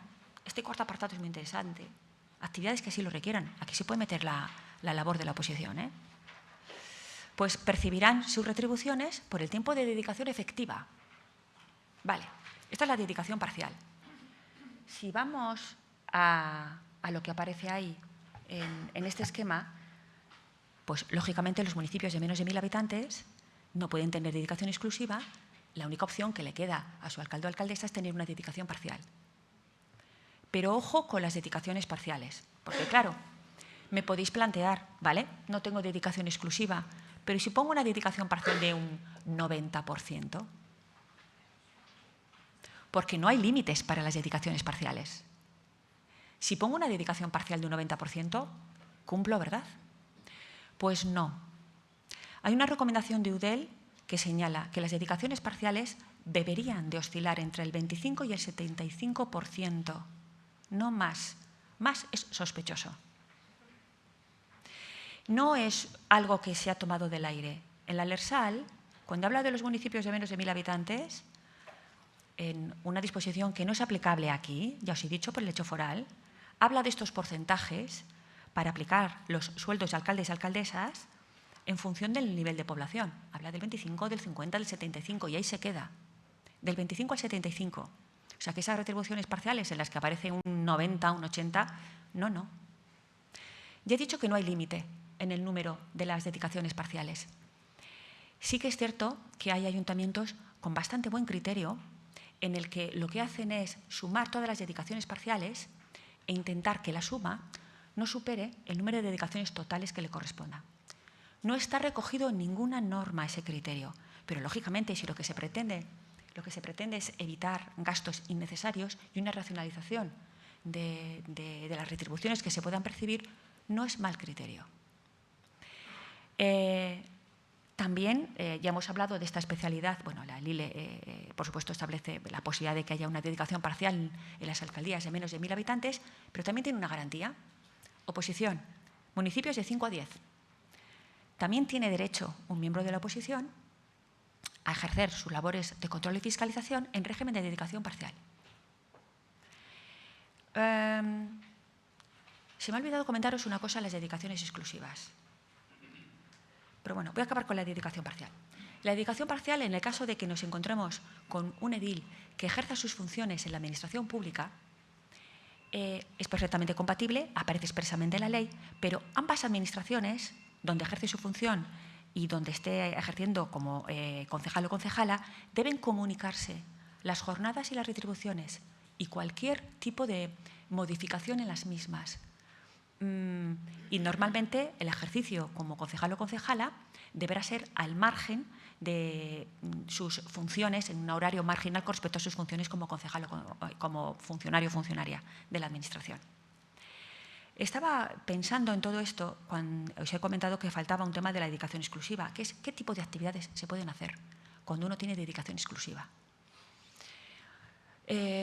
La ley, en su artículo 75, dice que hay incompatibilidad para cualquier actividad en los términos de la 53/84. Hay un artículo en el ROF, el 13.8 creo que es, que dice que cabe la posibilidad de ejercer otro tipo de actividades siempre y cuando sean marginales y no causen detrimento a su labor como concejal o concejala. Cuando yo he leído sobre este tema, todas las sentencias judiciales lo que nos dicen es que no se puede establecer un criterio general, que hay que ir caso por caso. Recuerdo el caso de un alcalde de un municipio muy pequeño que era médico y que pasaba consulta 2 días a la semana de 6 a 8. El tribunal consideró que era una actividad meramente marginal y que no suponía ningún detrimento de su función como concejal. Ahora bien, yo aquí pido prudencia. Es una dedicación exclusiva, con todo lo que ello implica. Y en determinados ayuntamientos es dedicación exclusiva total y 24 horas. Con lo cual, todo esto tiene que ser objeto de una interpretación restrictiva. Todos los acuerdos de dedicación, no sé si me estoy dejando algo por aquí, vamos a ver. Vale, Teratita, Araba, vale. Los acuerdos en los que se establezca, los acuerdos plenarios, en este pleno extraordinario del que estamos hablando continuamente, el acuerdo plenario establecerá qué cargos van a tener la dedicación, tanto dedicación exclusiva como dedicación parcial. Y ojo, en la dedicación parcial hay que establecer el régimen mínimo para poder percibir esa retribución, un horario mínimo. Usted tiene esta dedicación parcial y tiene que cumplir de aquí a aquí. Aparecerán los cargos y las retribuciones, no los nombres. Los nombres aparecerán en un decreto de alcaldía posterior. Y tanto este acuerdo de pleno como el decreto de alcaldía han de publicarse en el BOTA, han de subirse al tablón de edictos de la corporación y al portal de transparencia. Y yo me atrevería a decir que si utilizar redes sociales, por supuesto, también máxima difusión. Hay ciertas recomendaciones por parte de Eudel en cuanto a la determinación de cuál sería la forma en la que adoptar este acuerdo. Cuestiones, por ejemplo, que los acuerdos aparezcan también en el régimen de actualización de las retribuciones. Normalmente se suele hacer acudiendo, si la base ha sido pues, los conceptos que veis, pues salburuaren soldatak eta abar, pues utilizar los mismos términos para su actualización. En el caso de ILT, para evitar problemas con intervención municipal, es muy interesante que aparezca en el acuerdo plenario. Y en el caso de que esta persona caiga en baja, el ayuntamiento procederá al pago del 100% de las cuotas correspondientes, hasta completar el sueldo. También todo lo que se refiere a seguros, etcétera. Todo esto que quede bien en el acuerdo plenario. También, a la hora de fijar las retribuciones, hay más recomendaciones. Hemos hablado del alcalde o alcaldesa con dedicación exclusiva, cómo podría calcularse la dedicación exclusiva de concejales o concejalas del equipo de gobierno, y ahora sería el tema de cómo calcular la de la oposición. La de la oposición se suele plantear tomando como referencia la del concejal o concejala del equipo de gobierno con dedicación exclusiva y con cuantía menor, y rebajando, ahora sí es un 15, ¿verdad, Joseba? Un 10. Otra vez un 10. Pues rebajando un 10% sería la dedicación exclusiva. ¿Y de dónde saco yo el 15? No sé, se me ha metido lo del 15. Pues un 10% sería la dedicación que le correspondería al concejal de la oposición. Lógicamente, si se trata de una dedicación parcial, de ese 100% habría que aplicar los porcentajes correspondientes. Creo que con esto hemos acabado retribuciones. Preguntas. Esto suele dar para hacer preguntas. Preguntas.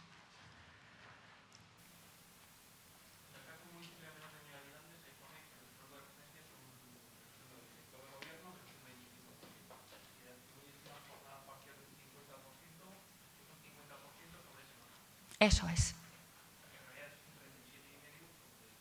Sí, no he hecho tantos cálculos, pero vale. Seguramente ascenderá al 37%. Más cosas.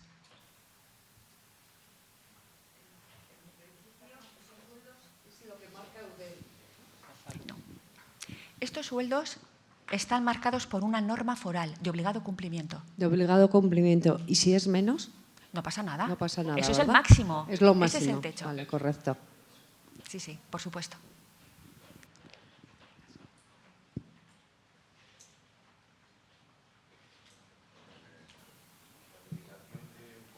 Con parcial, ¿qué retribución? Vamos a ver, de un concejal del equipo de gobierno estamos Sí. hablando. Se coge la dedicación que correspondiente al alcalde o alcaldesa y le aplicas el porcentaje. Bueno, a ver, no, voy a decirlo mejor. Le aplicas un 10% sería el 100% de dedicación del concejal, y a partir de esa cuantía aplicar el porcentaje de dedicación. ¿Me he explicado?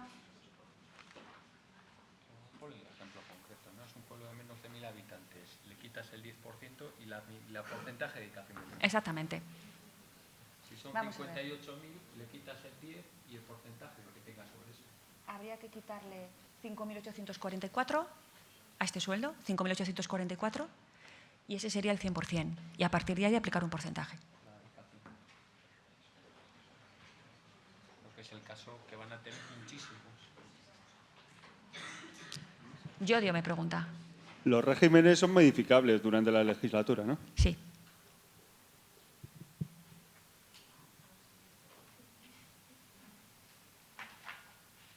Más cosas. Ese sueldo está incluido lo que se paga la seguridad social, pues sueldo neto para el alcalde o alcaldesa. Todo, está ahí todo metido. Está toda la seguridad social también incluida.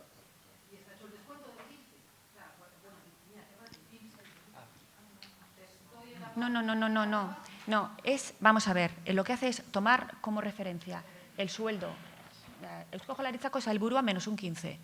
Vale, y eso es ese resultado. Son los 66.000. Exactamente.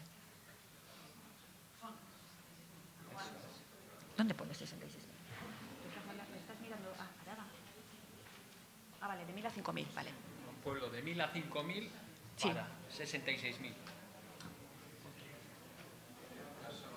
Ese es el máximo, por supuesto. Más.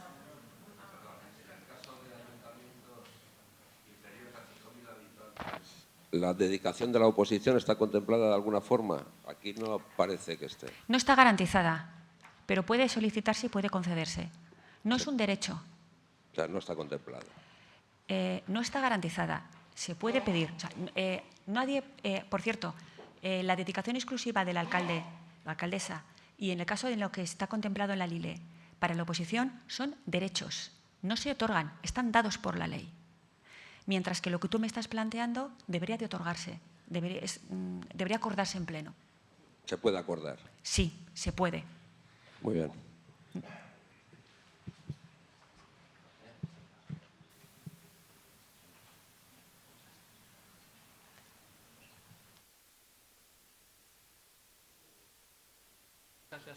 Perfecto, perfecto. Seguimos entonces. Bloque de asistencias e indemnizaciones y luego empezamos ya con los grupos. Vale, vale. Pues vamos a empezar. Luego no queda mucho, ¿eh? No, pero bueno, como haremos Esto va a ir como muy rápido, ¿no? Vale. Vamos a las asistencias. Vale.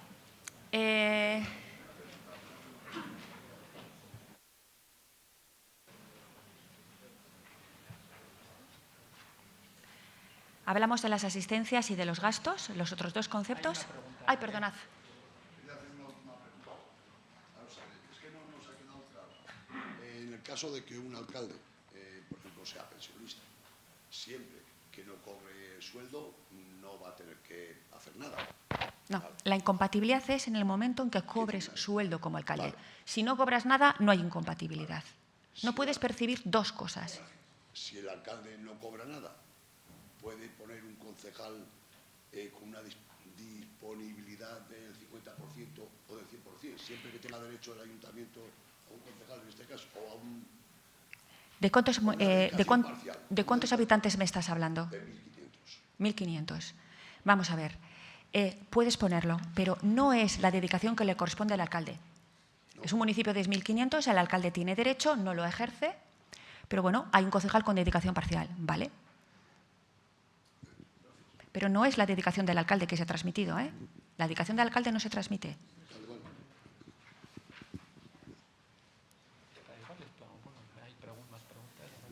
Y esa dedicación, en el caso del alcalde, es un derecho. En el caso del concejal, tiene que pasar por pleno y ser votado por mayoría simple, por lo menos, ¿no? Vale. Sí, señor. Los derechos, a ver, yo en los acuerdos plenarios lo dejo también indicado, pero la redacción es diferente. Tramitar o... no recuerdo exactamente cómo lo pongo, pero desde luego no hay lugar a que se niegue un derecho. Sin embargo, el otro sí se acuerda.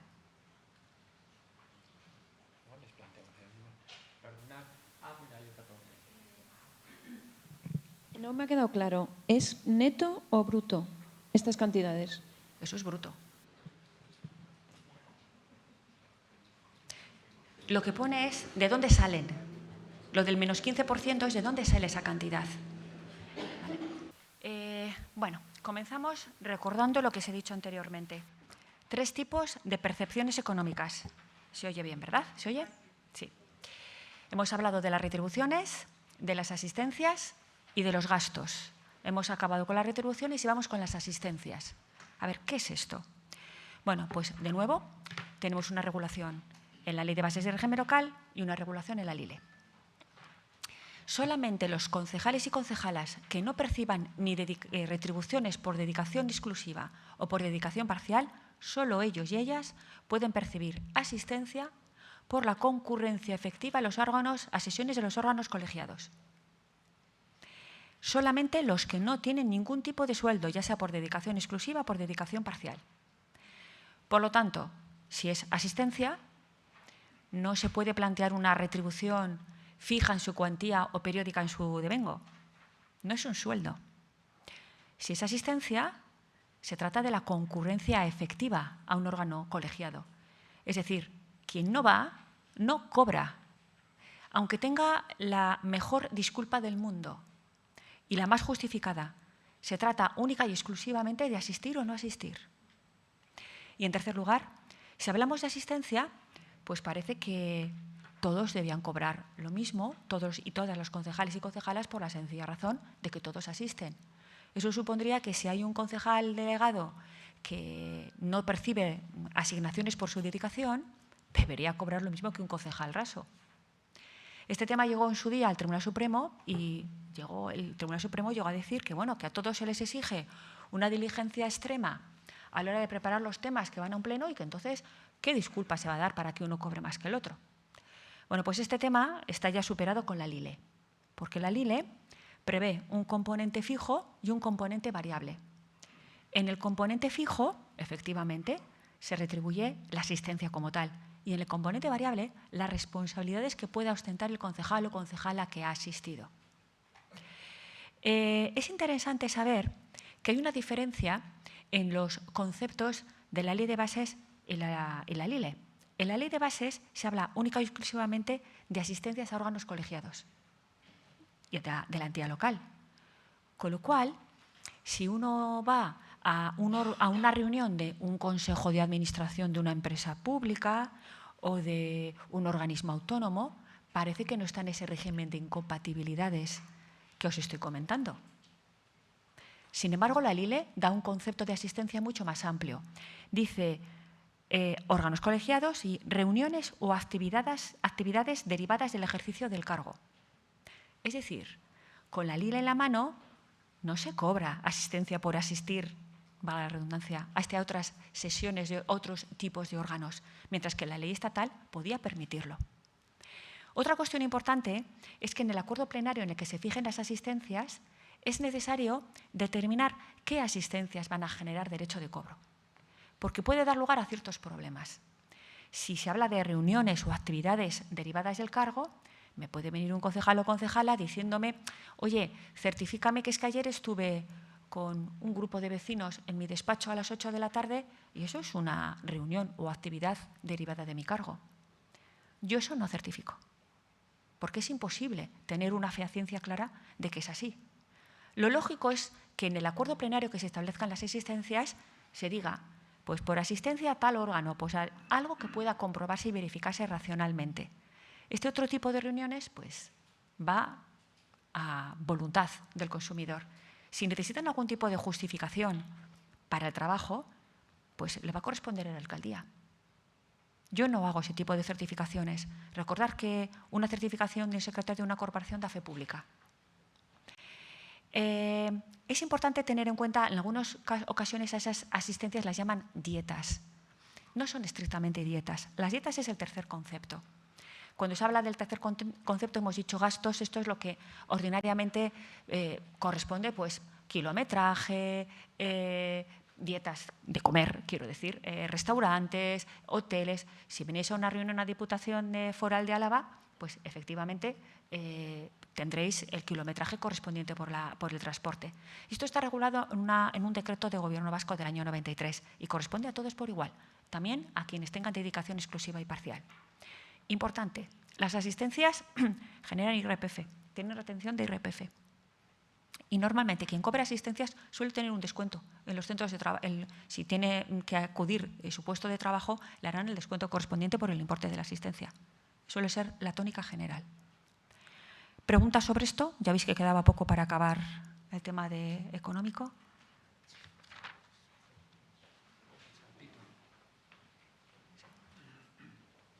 A mí me surge siempre, bueno, lo hice hace 4 años la misma pregunta. El tema de las dietas, el tema del kilometraje. Las dietas, el kilometraje.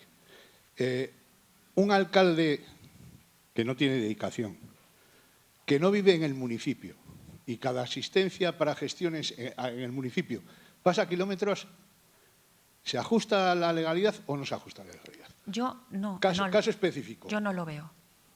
No. Cada vez que va de Vitoria al municipio donde es alcalde, dietas, 8.000 euros de kilómetros todos los años. A ver. ¿Eso es normal o no es normal? No conozco la realidad de tu municipio, pero desde luego, desde Vitoria al municipio donde ejerce la función como alcalde, no lo veo mal. Pero desde su municipio de residencia al municipio donde ejerce la función como alcalde, no lo veo. ¿Me explico, no? Exactamente igual que si viviese en el municipio donde está ejerciendo su función como alcalde. Él ha decidido vivir fuera de ese municipio.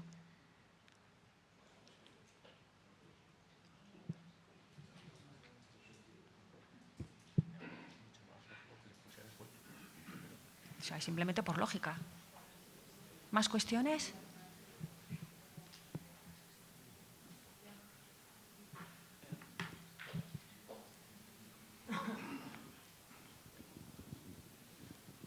Sí, quería preguntar, las personas que estamos trabajando en la administración pública, sí que en algún centro de trabajo nos han comentado eso, que si recibimos dinero por una retribución, por una asistencia, luego que es incompatible con con lo nuestro. No sé cómo está. No, las asistencias no son retribuciones, no son sueldo. Sí hay compatibilidad.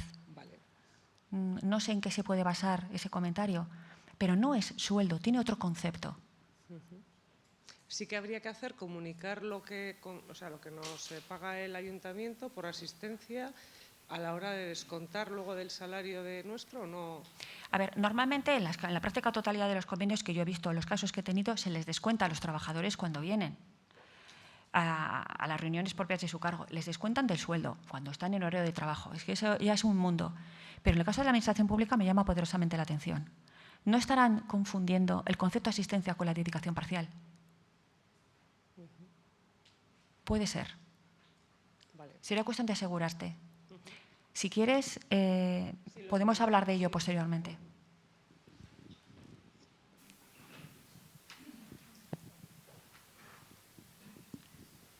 Entonces estás diciendo que es habitual que descuenten cuando tú tienes un 20% máximo de dedicación al ayuntamiento en un municipio pequeño de tu jornada laboral, ese 20% o el tiempo que efectivamente dediques, ¿te lo descuentan del salario? A ver. ¿O he entendido mal? No. Vamos a ver. No sé si estamos mezclando. Hay una disposición que dice que en el caso de que tú trabajes en una empresa privada y en un periodo de 3 meses dediques más del 20% de tu jornada a tareas propias de tu cargo público, la empresa te puede declarar en excedencia forzosa. No sé si va por ahí cuando me dices del 20. Esto es totalmente diferente de lo que estamos hablando. Lo que estamos hablando es una cuantía que te paga el ayuntamiento porque vas a una reunión. Y de lo que se trata es de determinar qué tipo de reuniones.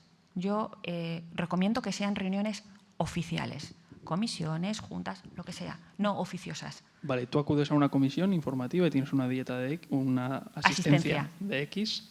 Entonces, ese es el caso en el que esa asistencia la empresa te la puede descontar de tu salario. Sí, yo he visto que se suele descontar. De acuerdo. No suelen descontar, porque claro, tú has pedido permiso. También hay empresas que no lo han descontado, también lo he visto, pero la generalidad lo suelen descontar.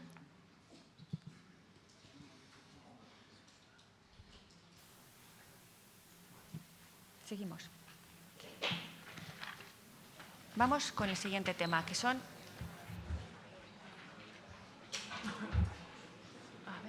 grupos políticos municipales.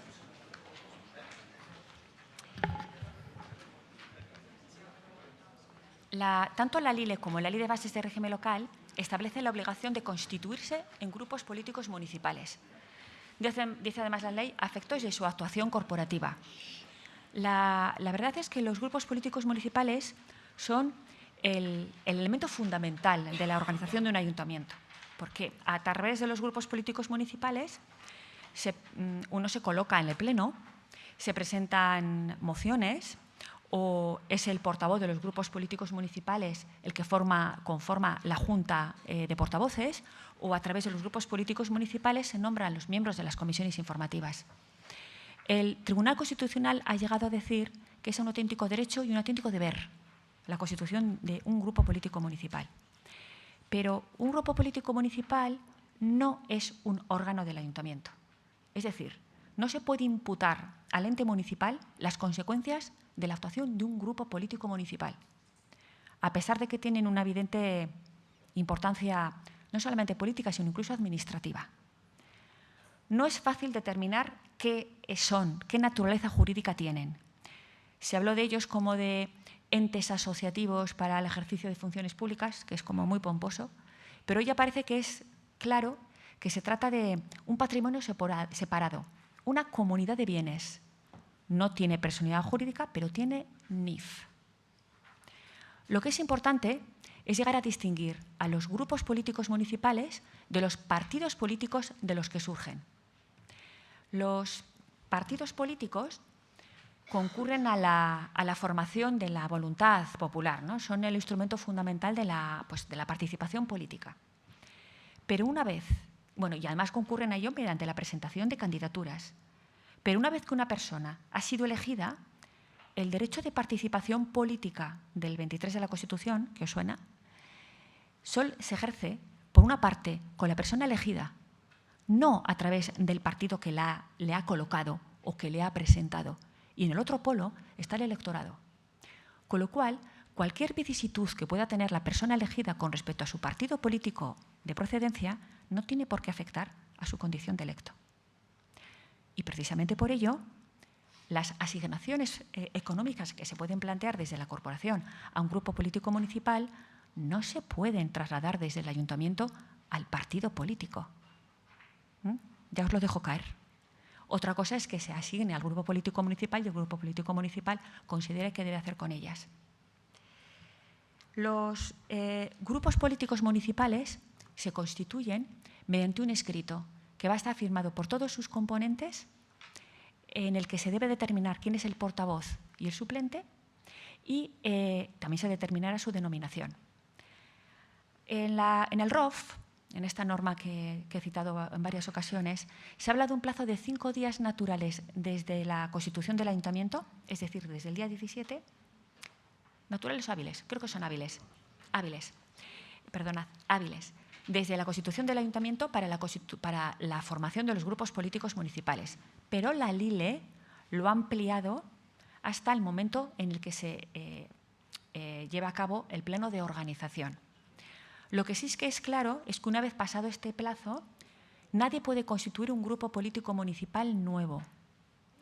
Y de tal manera que los concejales que adquieran su condición con posterioridad se tienen que integrar en alguno de los grupos políticos municipales ya creados. Y el que salga de un grupo político municipal ya creado adquirirá la condición de un miembro no adscrito. ¿Cuántos miembros se necesitan para constituir un grupo político municipal? Creo que es la siguiente cuestión, ¿verdad? Sí. Esto es una cuestión totalmente de reglamento orgánico. Se ha planteado si puede ser a través de un acuerdo plenario. La verdad es que no, porque la constitución de un grupo político municipal es algo que corresponde al funcionamiento más básico de la organización municipal. Por lo tanto, no se puede dejar a un mero acto administrativo ordenado, como puede ser un acuerdo plenario, sino que tiene que plantearse en una norma ordenante, en un reglamento orgánico municipal. ¿Pero qué pasa si no hay reglamento orgánico municipal? ¿O si no dice nada? ¿Cuándo hay un grupo político municipal? Pues hay autores que consideran que cuando hablamos de grupo, pues ya te está dando idea de que tiene que ser más de uno.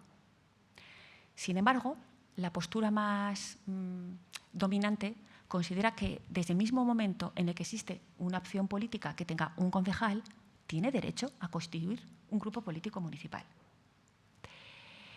Lo que sí que es cierto que en el caso de que el reglamento orgánico ponga un número mínimo y no se llegue a ese número mínimo, esos concejales constituirían el grupo mixto. ¿Vale? Los grupos políticos municipales perciben asignaciones económicas, tienen derecho a esta asignación económica, y esta asignación económica tiene un doble componente. Tiene un componente fijo, igual para todos, y un componente variable en función del número de miembros de cada grupo político municipal. Esta asignación económica se califica como subvención en la ley de subvenciones, pero curiosamente, la misma ley que lo califica como subvención dice, pero no aplicamos esta ley a esta cuantía. O sea, de alguna manera vamos a hacerla escapar de los controles que se imponen para el resto de las subvenciones. ¿Y a qué se puede dedicar este dinero? Que esto suele ser el tema como más candente. La ley de bases establece dos cuestiones aquí. En primer lugar, no se puede destinar a contratar personal de la corporación. Con lo cual, en su contrario, podríamos considerar que se puede destinar a personal que no sea de la corporación y que sea necesario para el funcionamiento del grupo. Por ejemplo, personal administrativo, asesores, personal de limpieza. No podemos olvidar que el Estatuto de los Trabajadores considera como empresario toda aquella persona física y comunidad de bienes, con lo cual puede perfectamente formalizar un contrato de trabajo. Lo que no se puede es destinar tampoco a la compra de activos patrimoniales de carácter fijo. Y es lógico, porque un grupo político municipal es un ente temporal. El grupo político municipal constituido en esta legislatura no tiene nada que ver con el grupo político municipal de la legislatura anterior. Ni siquiera aunque tenga los mismos componentes, el mismo nombre y provenga del mismo partido político. Son diferentes. Lógicamente, si su vigencia es temporal, pues no puede dedicarse su asignación a compra de elementos de carácter, con un carácter temporal más largo, a la compra de un activo fijo, sí al alquiler, ese tipo de cuestiones, pero no a la compra de un inmueble, por ejemplo. Curiosidad. Los grupos políticos municipales deben llevar una contabilidad, bueno, curiosidad no, obligación legal, una contabilidad de todos sus gastos que deberán poner a disposición del Pleno si el Pleno lo pide. Yo no he visto nunca que se pida por un Pleno. Yo no sé si lo has visto tú. Y, por otro lado, el Tribunal Vasco de Cuentas Públicas dice que los gastos están sometidos a fiscalización de intervención municipal. Yo tampoco lo he visto. Pero se suele presentar un documento, ¿no? No siempre, no siempre. Es un poquito peleagudo ese tema. Yo creo que con eso toda la cuestión de grupos políticos municipales os he contado. ¿Preguntas? Una cuestión. Has comentado que es un ente temporal. En el caso actual de cambio de corporación, ¿es necesario renovar el CIF o el CIF de esa comunidad de bienes de la legislatura anterior se puede transferir a la actual? Había que renovar. ¿El CIF? Sí. Todas las cuestiones, o sea, la responsabilidad de lo que se haya hecho con la contabilidad, con toda la actuación del grupo político anterior, se acaba ahí. Ahora hay otro grupo político. Puede haber otra gente, otras personas.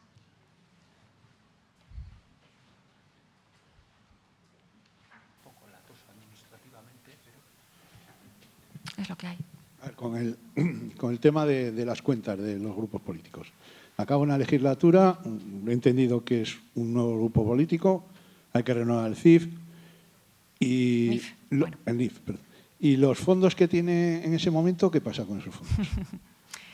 Esa es la pregunta Es decir, siempre. si el grupo político en su libreta tiene X euros... Casi te lo voy a contestar un poco con una pregunta. Si tú le concedes una subvención a una agrupación, a una asociación ciudadana para que haga una fiesta y no se lo gasta todo, ¿qué crees que se hace con ese dinero? Pero acabas de decir también que por otro lado no está sujeto a fiscalización, ¿no? Que está sujeto a fiscalización. Está sujeto, pero no digamos a ver, tienes que llevar una contabilidad, pero no hay que, yo entiendo que, bueno, he entendido como que no hay que hacer un ajuste de gastos, es decir, la subvención que hemos mantenido este año la tengo que gastar entera. No, ajuste de gastos, no, yo no he dicho que no haya que hacer ajuste de gastos. Hay que llevar una contabilidad a disposición del Pleno y está sometido a fiscalización de intervención municipal, cosa que no se hace. ¿Que ha sobrado dinero? Este tema yo creo que es recurrente. Quizá te contesto mejor en el pasillo.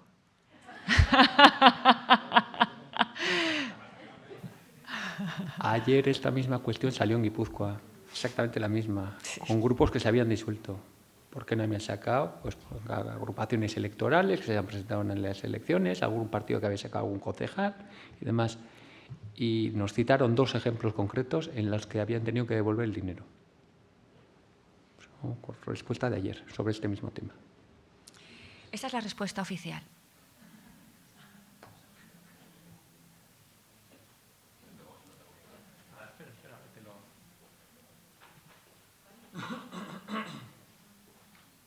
Bien, ¿la asignación a los grupos políticos es un tema que es potestativo o es un derecho? Pues es un derecho.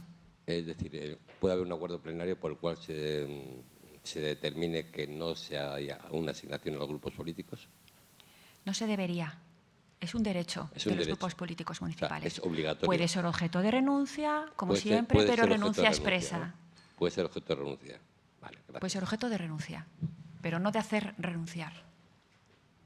tener en cuenta que son para desarrollo de actividad política de ese grupo, celebrar reuniones, organizar actos, realizar una publicación, contratar personal. Parece que es un elemento consustancial a la actividad política.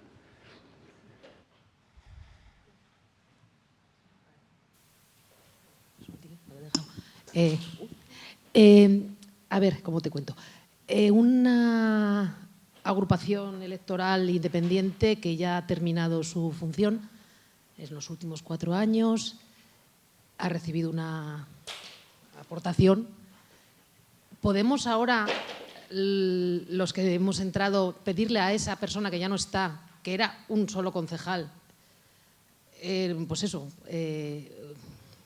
todo lo que ha hecho con ese dinero? O sea, bueno, una... No se lo pidéis vosotros, lo pide la institución. Es el ayuntamiento. Sí. Un poco las cuentas de lo que ha hecho con eso y dónde está. Y en el caso de que tuviera, de que hubiera un remanente ahí que no se lo haya gastado, no esté justificado. Repito lo mismo. Sí. ¿Qué harías tú con una asociación? No, eso, me vuelvo al ayuntamiento. ¿De dónde salió? Bien. Suele ser una gran fuente de conflictos este tema, ¿eh? Ya lo estáis viendo, ya lo estáis viendo. Pero siempre se repiten las preguntas.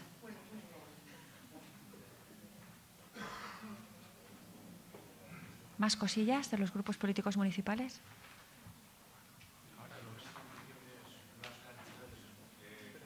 No oigo, perdona. ¿Hay unas condiciones concretadas en cuanto a económicas para ese tipo de subvenciones? ¿Límites, me estás diciendo? No. No, tampoco hay deudas, ¿verdad? No. No suele haber.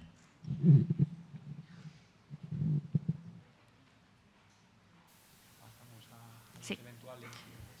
Vamos a continuar. Sí.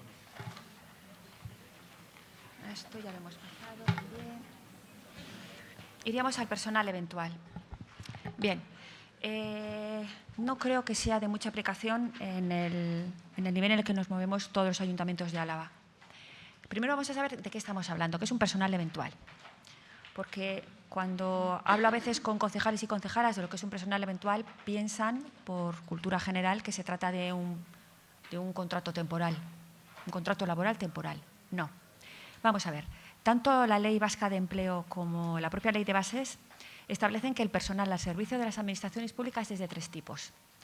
Funcionario, ya sea interino de carrera, personal sujeto a cualquier régimen de derecho laboral o personal eventual. El personal eventual es el que ocupa cargos de confianza o de asesoramiento especial.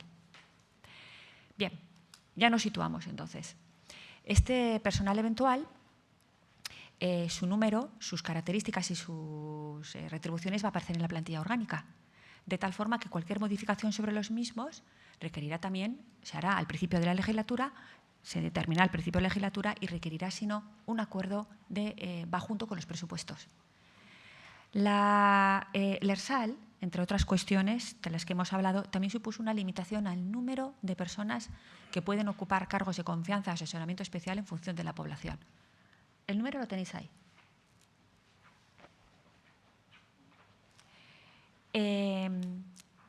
Corresponde al Pleno determinar, ya os comento, el número y características, y luego el alcalde o alcaldesa procedería a su nombramiento. Y como es lógico, como es un nombramiento debido a cargo o un asesoramiento especial, cesarán cuando cese la autoridad que les ha nombrado. Esto no tiene mucho más recorrido, y mucho menos en el nivel de municipios que nos movemos en Álava. ¿Alguna cuestión?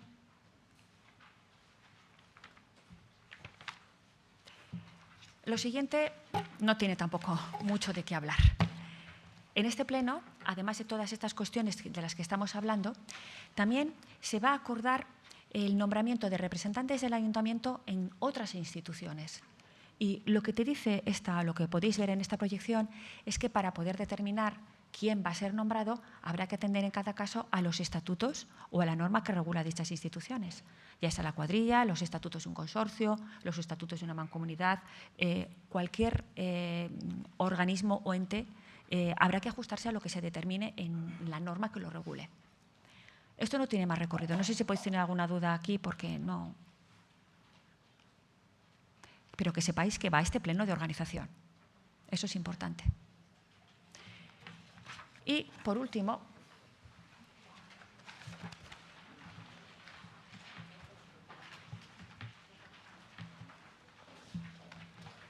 creo que es el último, ¿verdad? Sí, perdón. El último acuerdo de este pleno de organización sería dar cuenta de una serie de decretos que habéis tomado en el periodo de tiempo que va, desde el pleno de constitución hasta el pleno de organización.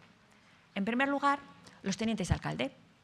¿Qué son tenientes de alcalde? Yo creo que todo el mundo lo sabe, pero por si acaso lo vamos a repasar. Los tenientes de alcalde son nombrados y separados libremente por el alcalde presidente y su nombramiento se lleva a cabo de entre los miembros de la Junta de Gobierno local y si no hay Junta de Gobierno local, de entre los concejales. Como máximo, 1/3 del número legal de miembros de la corporación, quitando decimales de lo que resulte de esa división. Y lo que hacen los tenientes de alcalde es sustituir al alcalde o alcaldesa en los casos de ausencia, vacante o enfermedad. Normalmente, la ausencia, imaginaros una situación de vacaciones, requiere un decreto del alcalde o alcaldesa en el que fije las fechas, que además con las mismas formalidades que para su nombramiento, es decir, de tal fecha a tal fecha, se publica en el BOTA, y salvo en el caso de que la ausencia se lleve a cabo sin poder hacer dicho nombramiento, en cuyo caso, si es por más de 24 horas, pues automáticamente se lleva a cabo la sustitución por el teniente que le corresponda por orden de sustitución. Importante, por orden de sustitución. Eso es muy importante. El segundo de los decretos de los que se da cuenta normalmente es la constitución de la Junta de Gobierno local. Antes, en el descanso, alguien me preguntaba qué era una Junta de Gobierno local. Ya os he comentado que las juntas son las TGBs, son Tokiko Gobernu Batzordea, son obligatorias en municipios de más de 5.000 habitantes y en los de menos, si su reglamento orgánico lo dispone o lo acuerda el Pleno de la Corporación. Digamos que la Junta de Gobierno local, los miembros están nombrados y separados libremente por el alcalde o alcaldesa y, de nuevo, como máximo hasta 1/3 del número legal de miembros de la corporación, quitando decimales. Alcalde o alcaldesa más 1/3 quitando decimales. La Junta de Gobierno local no tiene atribuciones propias en los municipios en los que nos movemos. En los municipios de gran población, que ninguno de los que estamos aquí somos, sí tienen atribuciones propias. En nuestros municipios van a tener las atribuciones que le delegue o el alcalde o el pleno. Claro, lógicamente, en este decreto de constitución de la Junta de Gobierno local, yo normalmente incluyo la delegación de funciones del alcalde a la Junta de Gobierno local. El elenco de atribuciones aparece en la Ley de Bases, artículo 21 de la Ley de Bases, y hay un apartado en el que dice lo que no se puede delegar. En función de lo que se considere delegable, el alcalde o alcaldesa elige. Y, además de eso, tiene las que le delegue el Pleno. Con lo cual, yo en el Pleno de organización también incluyo un acuerdo, una propuesta de acuerdo de delegación de competencias de Pleno en Junta de Gobierno local. La Junta de Gobierno local es un órgano ejecutivo, recordadlo, no es un órgano en el que se lleva a cabo oposición. No está sometido, se fija en la periodicidad de celebración, pero no existe esa obligación de convocatoria en el caso de que no existan temas, como os he comentado, en los plenos ordinarios, en las comisiones informativas también. ¿Vale? Y yo creo que hemos acabado. Esto sería... No sé si puedo dejar. Esto sería todo.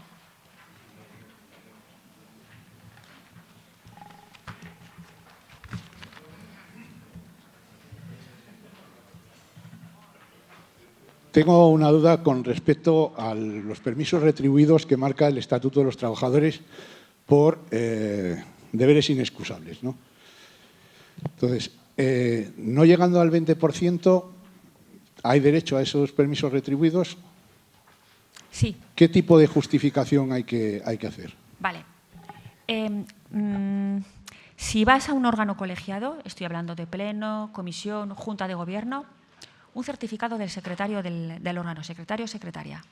Si vas a una reunión que no tenga un secretario o secretaria fedatario público, pide un informe del alcalde o alcaldesa.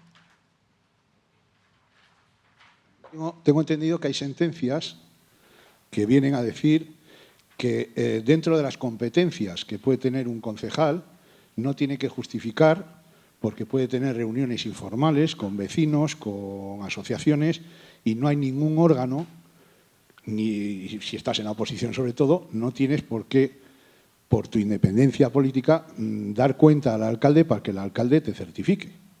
Vale. O sea, en el caso de la oposición puede ser un poco problemático, lo entiendo. De todas formas, lo que no es tampoco normal es que te permitan acudir sin ningún tipo de justificación. ¿Puedes ausentarte de tu puesto de trabajo sin ningún tipo de justificación? ¿Con un certificado del portavoz del grupo político? Vale, si te lo aceptan en el centro de trabajo. Es un tema que es bastante nebuloso, ¿no? Sí. De hecho, hoy mismo, por ejemplo, este acto, hay gente que acude en representación del gobierno local, porque tal, pero hay gente que viene como concejal de la oposición. Eudel no es ninguna administración pública, es una asociación privada. Yo, ya os he dicho al comienzo, a aquellas personas que solicitan un certificado se lo emitiré, pero puede haber gente que se lo discuta. Situaros. Bueno, yo creo que en la administración pública ese problema no existe. Básicamente es en la empresa privada, en la efectivamente. empresa privada, o sea, efectivamente. En la administración pública creo que no existe ese problema. Pero como, si como trabajas en la todo, administración Tito, pública, no. es cuestión de hablarlo con el centro de trabajo, intentar llegar a una cosa racional, un acuerdo que tampoco distorsione la actividad que tiene que prestar esa empresa. No es lo mismo un gran centro de trabajo que un taller con 6. Sí. Lo tenemos todos claro. O que fastidies un turno, un relevo. Es hablarlo. Ahora bien, yo como secretaria de municipal, yo no certifico reuniones en las que yo no tenga constancia fehaciente de que se ha asistido. Sí, Eso lo tengo muy claro. Lógicamente. Pero la costumbre o el proceder en la administración pública generalmente es, incluso yo conozco casos de concejales, o bien del equipo gobierno, o bien de la oposición, que tienen una liberación del 20% acumulada. ¿Perdón? Una liberación del 20% en su ayuntamiento o en su administración pública. Es decir, una dedicación parcial del 20%. No, pero no una dedicación parcial, una liberación, o sea, una licencia. Ah, vale. Una licencia. Bien, es una cuestión con su empresa. Repito, era un 20% de las horas en un periodo de 3 meses. Ese es el límite que aparece en el Estatuto de los Trabajadores. Sí. No. A esto es a lo que me refería yo en la última pregunta. Si se establece que tenemos el derecho a un 20% máximo con ese límite a los 3 meses de un permiso retribuido, no tiene mucho sentido que luego la empresa te pueda descontar la dieta que tú percibes como una comisión o una asistencia a un pleno, ¿no? Pero lo suelen hacer. Yo llevo 8 años de concejal y nunca lo he visto, pero... Perfecto, pues mejor para ti.